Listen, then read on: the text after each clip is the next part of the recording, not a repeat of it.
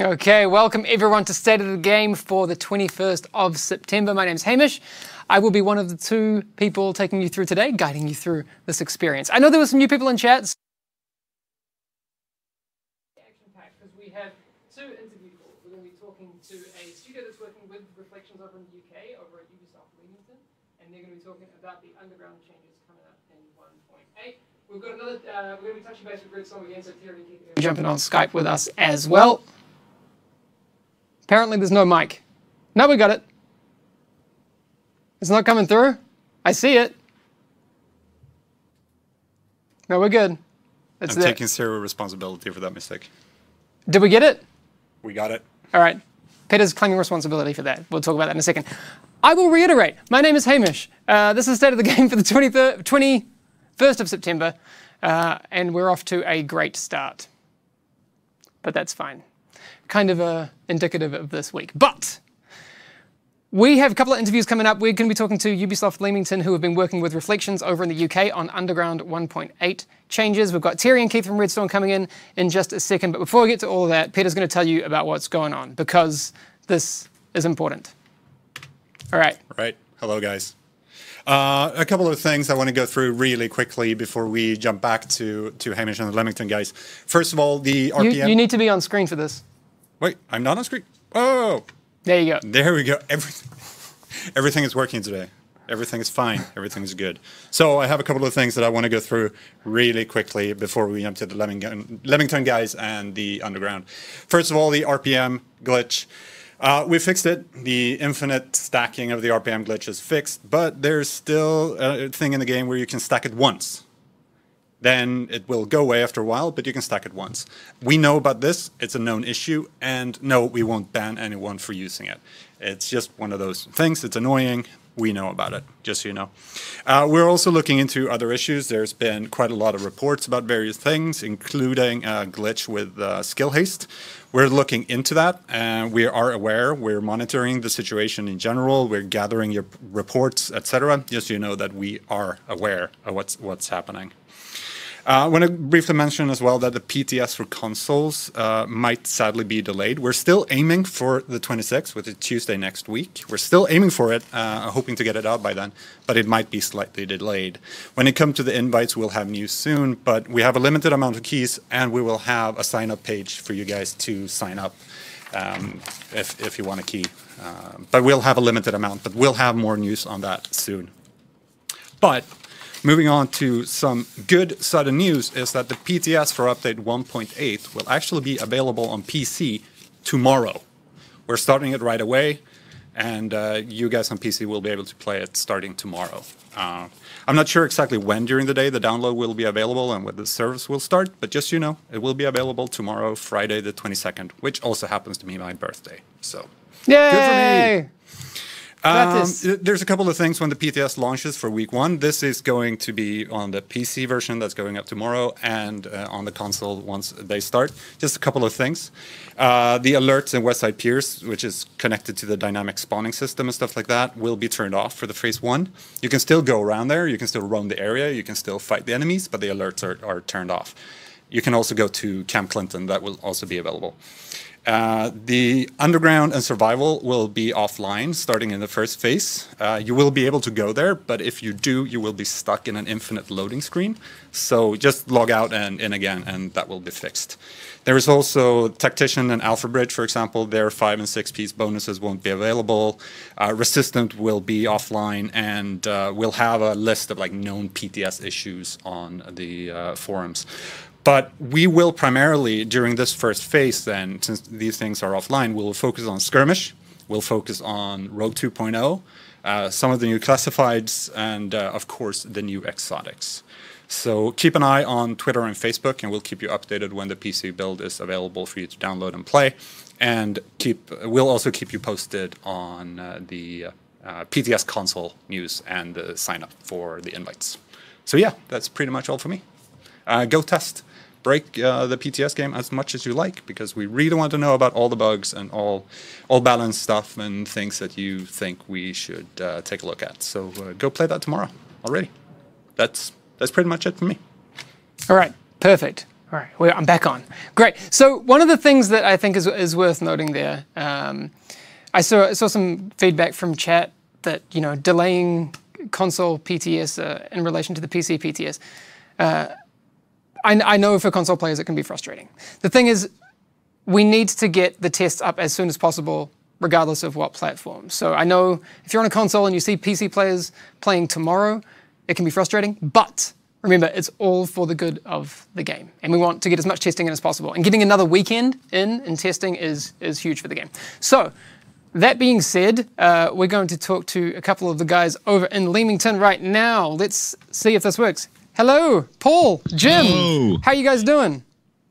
Good, thank you. All right, so we have Paul Turland and Jim Norris from the design team over in Leamington, part of the UK contingent. How long have you guys been working on these updates to Underground for 1.8? I know we ran into each other at the last ETF, but has this been something you've been working on for a little while? It's been about the last 6 months in development, so we've been working really hard to get as much in as we can and really kind of invigorate the Underground to get everyone back in there and playing. Perfect. So when you say reinvigorating, what are the things you're focusing on in terms of your design intentions for Underground in 1.8? So we were looking at obviously the community sentiment and the data, and a lot of people were concerned about the rewards not being quite up to scratch in the Underground.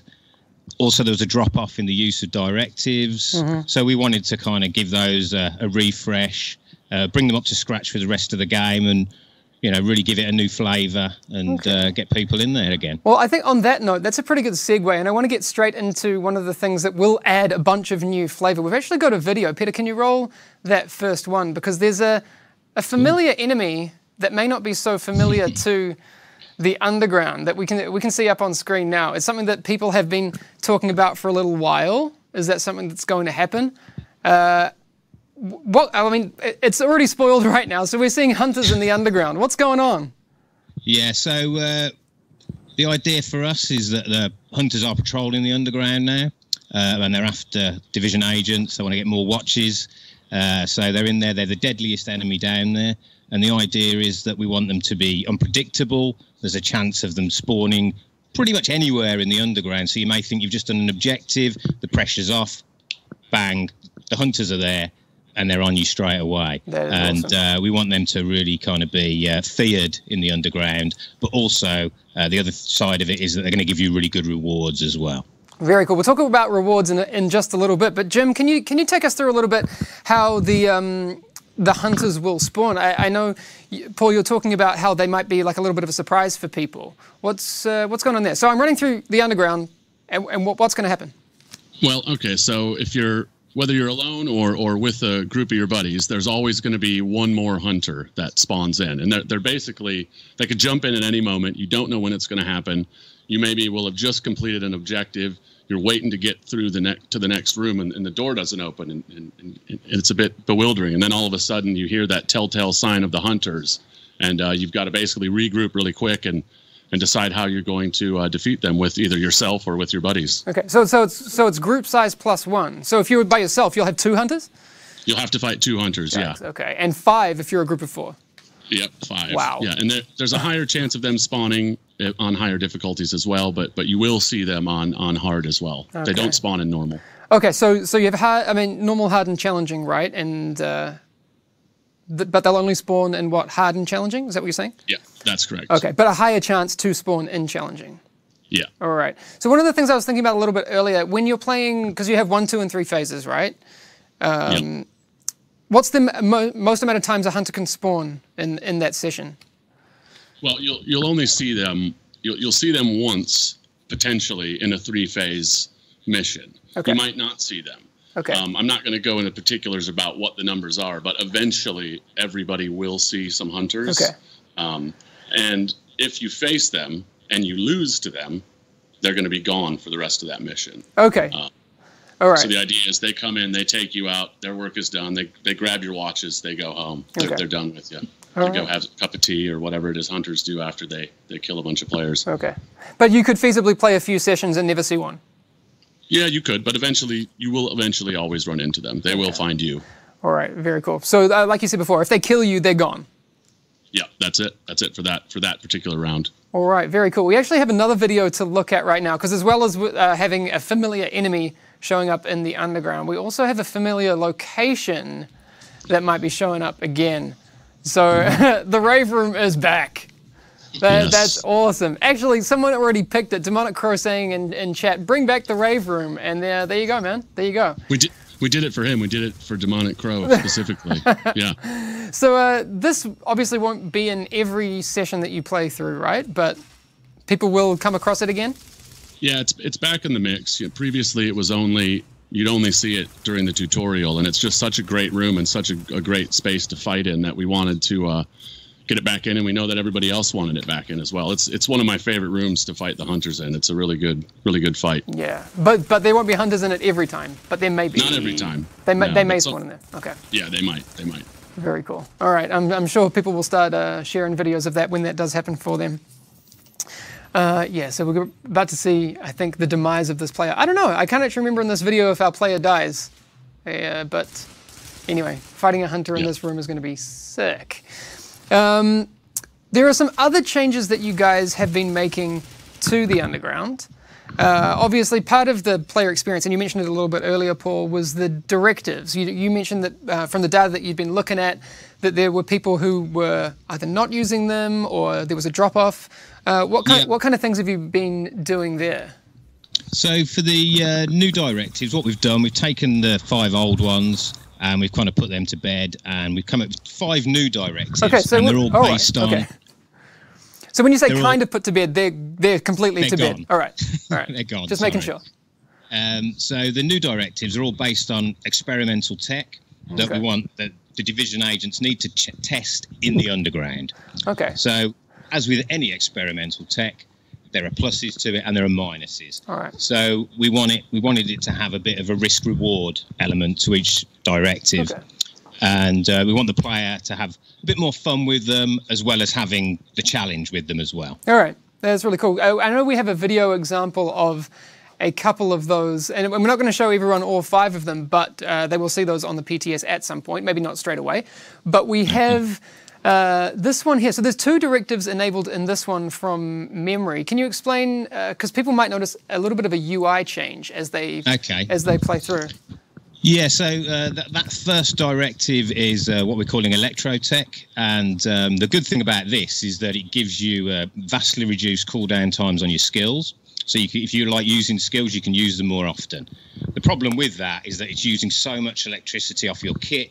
You have a bit of a glitch on it, so it disrupts your navigation and all kinds of stuff like that. So it makes it a bit more difficult for you to get around and see what's around you, but you get the advantage of using your skills more often. Yeah, okay, cool. And so there's a little UI bar as well that people can see filling up when people are shooting. Can we explain what's going on there?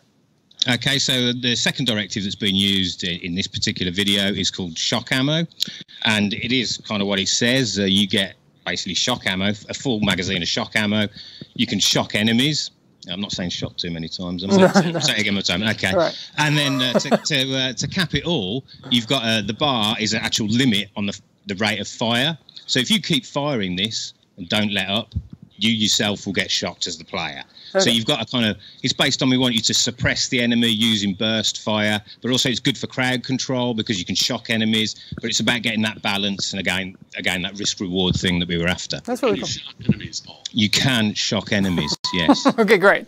All right, I'm glad we've clarified that that's shocking. Oh, that is really cool. Chat seems to be really happy about this. It's, again, a different experience. So this is going to be something I'm really looking at. I'm really looking forward to seeing what the feedback is on the PTS. Chat is already rocking the... That's shocking. Yes, fantastic. A couple of other things I wanted to talk about before you guys head off and we head over to Redstorm. There are checkpoints. Can you explain the work you've been doing on the checkpoints part of the Underground? Well, sure. It was always really frustrating before when, you'd get to the end of a third phase and your team would wipe and you had to go all the way back to the start. So we've added checkpoints now to where you'll go back to the beginning of that phase, or if you're all the way towards the end, you might go back to a few rooms before that. It varies on dungeons, but we wanted to make it a bit less frustrating. You know, it's such a downer when you're almost to the end of that and your team wipes and you have to start over. So we've added checkpoints to make it a bit easier and a bit more friendly. Perfect. Nice. One other thing, and it may not come as a shock to you. Ooh, See what I like it. Thanks. Oh, awesome. Is that a lot of players were finding that they weren't going into the underground because it wasn't as rewarding. Like there were other activities where you could get a whole bunch more rewards. What have you guys done on that front? Yeah, so, you know, like the checkpoints, we wanted to make things less punishing. We also wanted to make the rewards sort of up to par with the rest of the game. So we've added the chance for exotics to drop now to all of the bosses in the underground. The hunters will also have a chance to drop exotics. Boom. Plus, nice. Plus we've got a weekly assignment. So similar to the open world where you can do your weekly and get the cash once a week, you can now do that in the underground as well. So we just wanted to give players more of a reason to go down there, make sure that the rewards were worth your time and effort down there, especially since we've added hunters and it's a lot more difficult now and you could just get completely creamed by them. Yeah. So, but they can drop exotics too, right? Did you say that? Or oh yeah, hunters can drop exotics as well. Yeah, all right, perfect. Okay, because we're going to talk a little bit more about exotics with Redstorm in just a second, but I just want to thank you guys, Paul and Jim, for jumping on the call with us. We're going to have to get you on again soon. And we'll be talking about the PTS and all that stuff coming up very, very soon. But thanks very much, guys. I'll mute and I have to really hang up on you. But right. Thanks for hanging out. See you later, guys. Thanks. Bye. Bye. Okay, all done with that. We're just going to hang up on these guys. I feel bad hanging up a call. And we're going to just dial up Redstorm and see if we can get them on the line. Here we go. So, I mean, yeah, underground updates in 1.8. We've got exotics dropping, we've got hunters showing up in there, the rave room is back, and that may not be the whole story, but it's very close to the whole story. So that was a shocking pleasure. Thanks very much, chat. Shocking news. Redstorm, pick up, please. Okay. Oh, they're calling me. Let's go. Hang on. Ah, all right. It's working. Hang on. Let me just full screen these guys. Hey. How you guys doing? Hey, it worked. Shocking. Shocking. Oh, you heard that. Fantastic. Oh, yeah. Yeah. People are already calling for Terry to get the horns up. How are you guys feeling this week? Good. Excited? How are you? I'm well, thank you. Wow, all the pleasantries are out of the way nice and quickly. So we don't have much new stuff to talk about with you guys. Obviously, we've just chatted to the Leamington dudes about the underground stuff. But Very cool. We wanted to touch base with you guys again before we get into the whole PTS process, talk about a little bit of what we're looking at there. But also, you guys look pretty relaxed and majestic. I like it. Wow, fantastic. Thank you very much. It's very complimentary of you. There you go. All right, so enough of that. Let's get into business. 1.8. What is it? What do you think it means for players? We talked about Westside Piers, Skirmish, Resistance, all of that new jazz. What do you think it's going to mean for players? Well, I think it's the summer of giving people what they want. That was the goal for all of us, was to give people the things. You know, it's the new map expansion. Excuse me. It's the new PvE activity. It's the new PvP focused, you know, without AI in your PvP, you know, kind of thing. It's the new Rogue 2.0. It's a new way to improve your gear with optimization. It's all the classified gear sets. It's new exotics. It's a dynamic spawning system in the open world. The balance changes. I mean, all the things, right? It's everything we've all wanted, and it's a lot of stuff. I've seen a lot of community feedback on that, and it's easy to be like, yes, I wish this was in since day one, and hindsight and all that. But there's a lot of big stuff coming in 1.8. So yes, we've been looking forward. The past 3 weeks, the theme has been very much looking to the future, 1.8. But real talk for a second, guys. 1.7.1. People logged in, and they're moving differently. They are. What happened there? Yes. What's going on? So to be super transparent, please.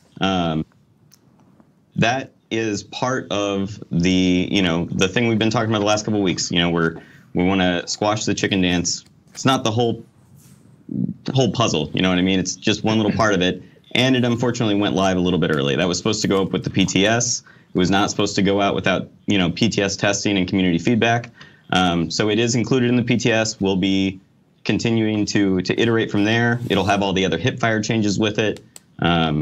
It's a portion. It's a portion, but as a positive, now that it's out there, please send feedback over, and like I said, we'll be tweaking it throughout the PTS. Yeah, when you get it all on the PTS, when you see the whole puzzle together, exactly, give us feedback. We're not saying that everything you see right now is the only thing we were going to do. No. Yeah, no. for sure. Well, yeah, it was definitely went out as a mistake.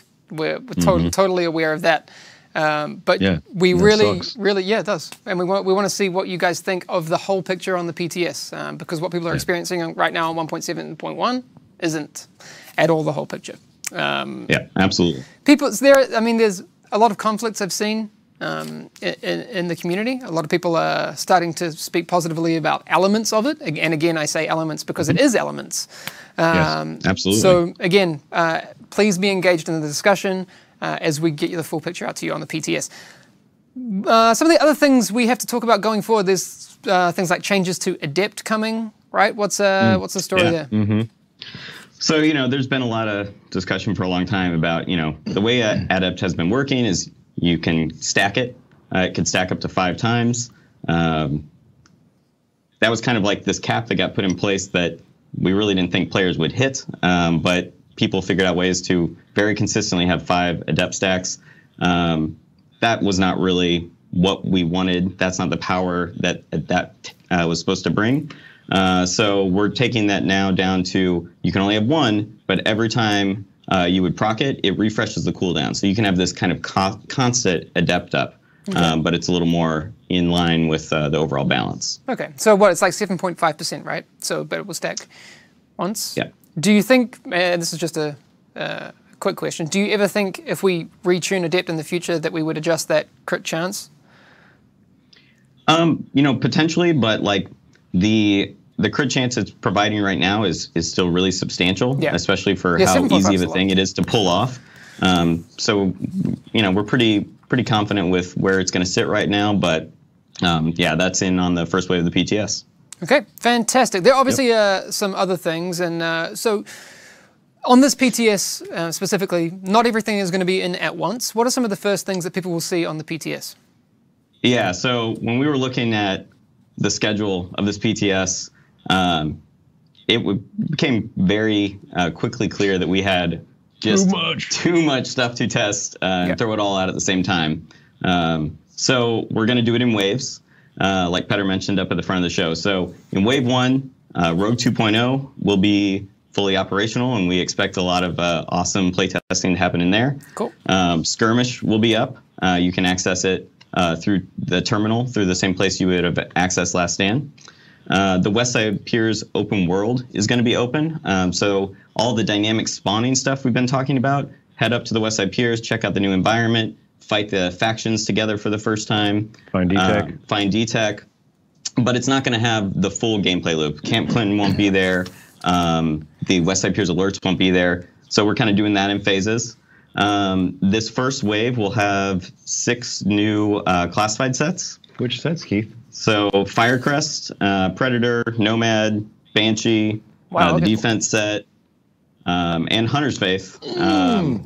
And kind of a thing we haven't really talked about, Hunter's Faith, we polled the community a long time ago. Yes, Hunter's Faith came back as the set that everyone wanted to see reworked. Yep. So we have completely reworked Hunter's Faith on this update, and that's in the first drop. And so that's a change to the 4 and 6 piece. So we definitely want people to give us playtesting feedback on that. Okay. Hamish, you're going to love it. You're going to love it. It's geared towards bolt I'm already action snipers. Nervously excited. So, sorry, hang on. Did you say bolt action snipers?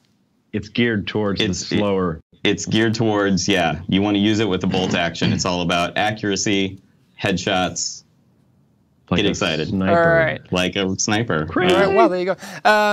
Okay, we're not going to talk about it for too much, but when you say reworked the 4 and 6 piece, do you mean like killed the old one or redesigned it? The old one is gone. Yes. It's a complete redesign. People who have the old set, it will just you'll get the new talents right away. All right. It's really good. Cool. Hold on to those Hunter's Faith pieces. Obviously, you'll only have access to the 4-piece until you get the classified, but that's going to come on later. And also, it's a PTS, so you don't need to hold on to anything on the PTS. It's all going to get deleted anyway. We talked about exotics dropping in the underground and stuff before. One of the things that people have had is, exotics are cool, but, there are other guns that maybe are a bit more powerful. Absolutely. What's happening there? I talked to you a little bit earlier about weapons and balancing and stuff. What's happening on that side? So there's the low RPM push that we've been talking about to try to get some of the lower RPM weapons kind of more into the meta. But along with that, we've also done a balancing pass on all the existing exotics to make them a lot more viable. So you'll see balance changes to Showstopper, to pretty much most of the exotics got kind of a bump up, a little bit of a buff, except for a few call-outs that we know are already super awesome, like the Bullfrog. Okay, fantastic. I mean, essentially, in PTS, in the first wave of PTS, you're going to see the full 1.8 balance. Yeah.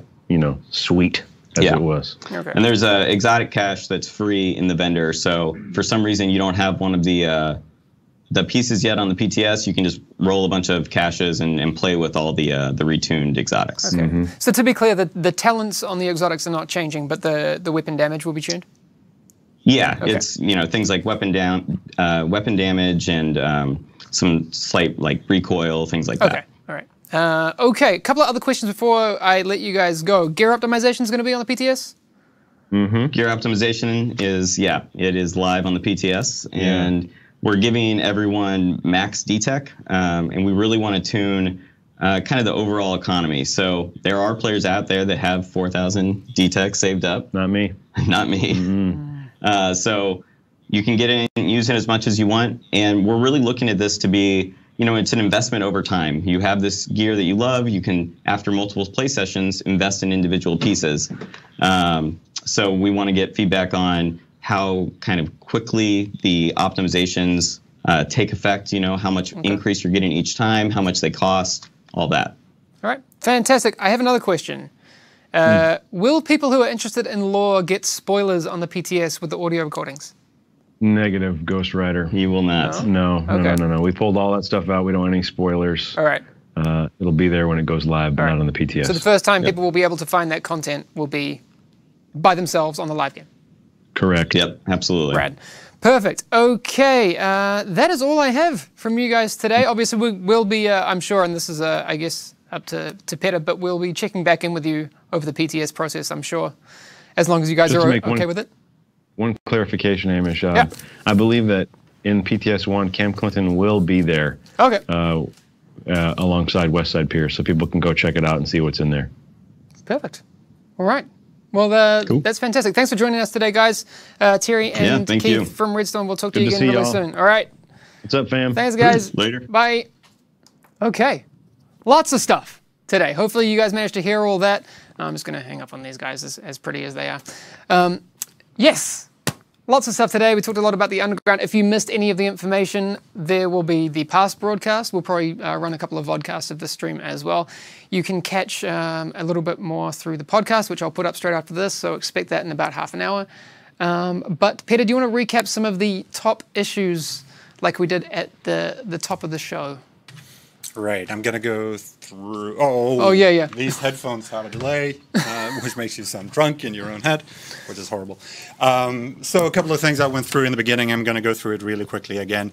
The RPM glitch, where you could stack RPM numbers infinitely, that's been fixed with 1.7.1. But there's still an issue where you can stack it once. You can, you can stack your RPM extra one time.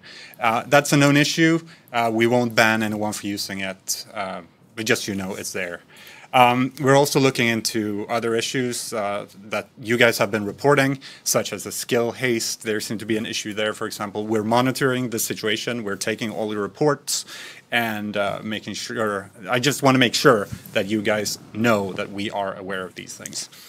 The PTS for consoles for update 1.8 might be slightly delayed. We're still aiming for the 26th, which is next Tuesday.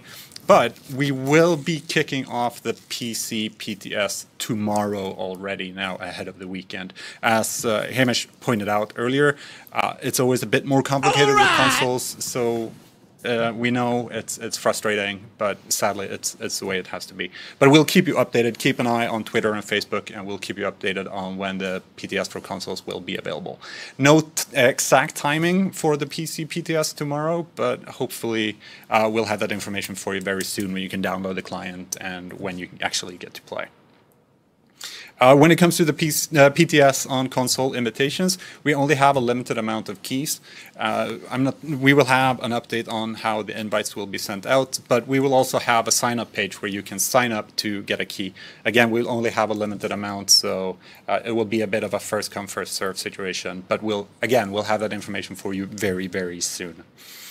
And as the guys talked about, when the PTS launches for the first week, and this is about PC tomorrow and for the console PTS next week, there's a couple of things that won't be in there, like the alerts and Westside Piers. You can still roam around the area. You can, as Terry pointed out, you can still go to Camp Clinton and check that out, the new social hub. Underground and Survival will be offline. You sadly can't test the new Underground changes in the first wave of the PTS. So of course, that will come later. If you go there, there will still be available, but you will get stuck in an infinite loading loop. Not good, but as soon as you log out and in again, that will be fixed and you will be back in the terminal. So don't try to play Underground during the first week. We have a couple of other known issues on the PTS, like the usual bugs on the PTS, but we will be posting a list of those on the forums. And the PTS forums, of course, will be available tomorrow. And Resistance will also be offline during the first phase, but we will focus everything on Skirmish, Rogue 2.0, the new classifieds that the guys were talking about before, and of course the new exotics and the new exotic balance, etc. So please go in, play, test, help us find bugs, help us find balance issues, and just make the PTS as great as the previous ones have been. So yeah, PC PTS tomorrow, console PTS, with great certainty next week, maybe not on Tuesday as we said before. And just because it's in the ticker, October 3rd is still on for global event Assault. So yeah, that's it from me. Back to Hamish. All right, one clarification I saw in chat, Peter. The console PTS participants from last time will still have access, correct? Yes, exactly. We talked about that last week. If you have access to the PTS on consoles, if you got an invite last time, it's still available. Either you get to update a patch, of course, to the client, or you can re-download it from PSN or the Xbox Store. So nothing changed there. You still have access. All right, fantastic. So again, I love the whole PTS process because we get to have like these ongoing conversations about all of these things. So forums, Twitter, where obviously we're checking Reddit and these sorts of things, but we have our Twitch streams. Please come back every week and we'll update you where we are at, and we do see what you say. So please enjoy. Someone said nice camera. Thank you, Inferno. You noticed it. Is it because I told you? Yes, it is a new camera lens. Thank you. Enough of that. The PC PTS tomorrow. Amper will be playing and streaming tomorrow night, correct? So we have that from him. And on those streams, Terry usually shows up. So if you have those sorts of feedback, you know, I would hang out there tomorrow night. It's actually at about 27 hours from now. So correct? Yeah, 27 hours from now. And then we'll be here next week streaming and all that sort of stuff. We'll have I think a podcast next week and then another State of the Game, same time as usual. But if you've missed it, past broadcast, podcast coming soon. It's on iTunes, it's on SoundCloud and all of that. But again, we will talk to you again very soon. Thanks for coming by today. We'll see you again next week.